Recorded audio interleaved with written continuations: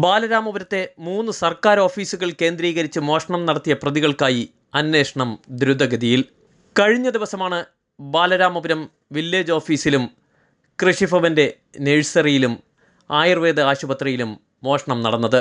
Finger പ്രിൻറ്റും dog സ്ക്വാഡും സംഭവസ്ഥലത്ത് പരിശോധന നടത്തിയിരുന്നു.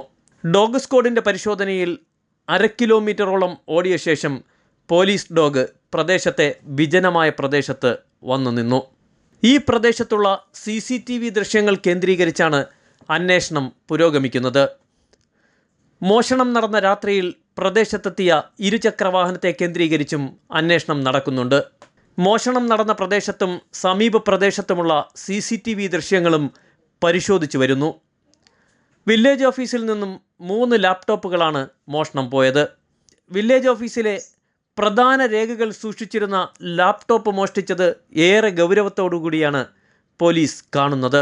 ദിവസങ്ങൾക്ക് മുമ്പ് പ്രദേശത്തെത്തിയവരെ കേന്ദ്രീകരിച്ചും അന്വേഷണം നടന്നു വരികയാണ്. ഇതിനോടകം പ്രദേശത്തെത്തിയ നിരവധി പേരുടെ ടവർ ലൊക്കേഷനും പരിശോധിച്ചു വരികയാണ്.